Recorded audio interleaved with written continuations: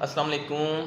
امید ہے کہ ناظرین آپ سب لوگ بالکل خیریت سے ہوں گے۔ لاکھوں کروڑوں درود و السلام آپ صلی اللہ علیہ وآلہ وسلم کی ذات اقدس پر۔ آج ہم جس ٹاپک کے اوپر بات کرنے جا رہے ہیں وہ آئی ٹی کی دنیا میں، بلکہ ٹیکنالوجی کی دنیا میں بالکل ایک نیو فیلڈ ہے جسے ہم میٹاورس کا نام جو ہے وہ دیتے ہیں۔ ٹیکنالوجی نے ہمیشہ انسان کو حیران کیا ہے۔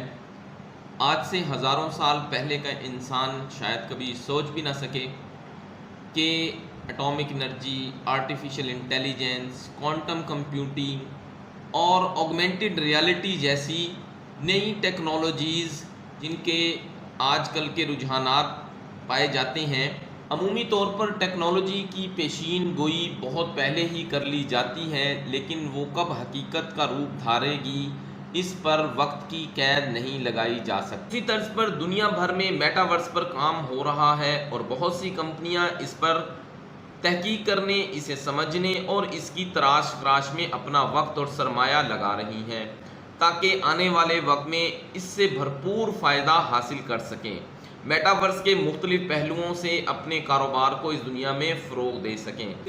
دوسری ٹیکنالوجی جو میٹاورس میں استعمال ہوگی اس کا نام ہے آگمنٹڈ ریالٹی، یعنی دو ٹیکنالوجیز کے استعمال سے ہم میٹاورس کی دنیا میں داخل ہوں گے، ایک ورچوئل ریالٹی اور دوسری آگمنٹڈ ریالٹی۔ آگمنٹڈ ریالٹی کا مطلب ہے کہ ہماری اصل دنیا کے ساتھ کچھ مصنوعی کریکٹر یا ایسی اینیمیشنز کا استعمال کیا جائے جس سے کچھ ورچوئل نہیں ہوگا۔ سوشل میڈیا کی ایک مشہور اپلیکیشن سنیپ چیٹ بھی کچھ ایسی ہی ملتی جلتی ٹیکنالوجی استعمال کر رہی ہے۔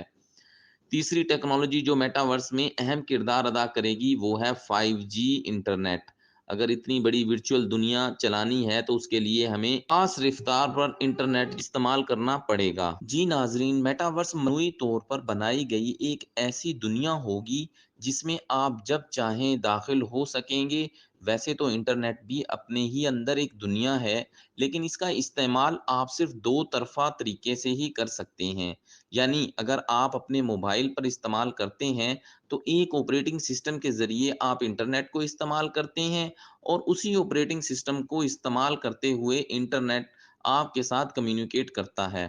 مثلا اگر آپ آن لائن کرکٹ میچ دے رہے ہیں تو آپ اسے اپنے صوفہ پر بیٹھ کر ٹی وی پر دیکھتے ہیں، لیکن میٹاورس 3D کے طریقہ کار پر کام کرتا ہے، یعنی میٹاورس کا استعمال کرتے ہوئے آپ میچ دیکھتے ہوئے ایسا محسوس کریں گے جیسا کہ آپ خود اسٹیڈیم میں موجود ہیں، جبکہ آپ اپنے ہی کمرے میں بیٹھے ہوئے ہوں گے۔ میٹاورس پہلی مرتبہ استعمال نہیں ہوا، بلکہ پہلی مرتبہ اس لفظ کا استعمال 1992 میں نیل سٹیفن کی ایک سائنس فکشن کتاب سنو کریش میں کیا گیا۔ اس ناول میں ایک ایسی دنیا کا ذکر کیا گیا تھا جو تباہ ہو چکی ہے۔ ہر شخص اپنے گھر میں رہتا ہے اور باہر کی دنیا مصنوعی ذہانت کے ذریعے یعنی آرٹیفیشل انٹیلیجنس کے ذریعے رابطہ رکھتا ہے۔ 2003 میں ایک ویڈیو گیم میں بھی یہی سب کچھ دکھایا گیا۔ اس گیم کا نام سیکنڈ لائف تھا۔ اس گیم میں یہ سہولت بھی دی گئی تھی کہ گیم میں موجود کریکٹر کو آپ اپنی شکل سے بدل سکتے ہیں۔ اس فیچر کو اوتار یا ایواتار کا نام دیا گیا اور اس لفظ کا استعمال بھی پہلی مرتبہ سنو کریش ناول میں کیا گیا تھا۔ ویسے تو ناظرین بہت ساری کمپنیوں نے میٹاورس کا استعمال کرنے کی کوشش کی، لیکن اس لفظ کو مقبولیت اس وقت ملی جب فیس بک نے اپنا نام تبدیل کر کے میٹا رکھا اور فیس بک کے مالک نے اعلان کیا کہ وہ فیس بک کو سوشل میڈیا کمپنی سے میٹاورس کمپنی بنانا چاہتا ہے۔ دراصل کچھ ٹیکنالوجیز کو ملا کر میٹاورس تخلیق کی جا سکتی ہے، جس میں سب سے پہلی ٹیکنالوجی ہے ورچوئل ریالٹی۔ اس کا استعمال آپ کو ایک چشمے جیسی دکھنے والی ڈیوائس آنکھوں پر لگانی ہے اور ورچوئل دنیا میں داخل ہو جانا ہے، لیکن اس میں استعمال ہونے والی اینیمیشن یا گرافکس اس معیار کے نہیں کہ اصل دنیا جیسا اسے کہا جا سکے۔ تو یہ بھی ایک پرابلم اس میٹاورس کے معاملے میں سامنے آئی، یعنی اس ڈیوائس کو زیادہ دیر تک استعمال کرنے سے سر میں درد ہونا شروع ہو جاتا ہے اور متاثرہ شخص ٹھیک سے چل بھی نہیں سکتا۔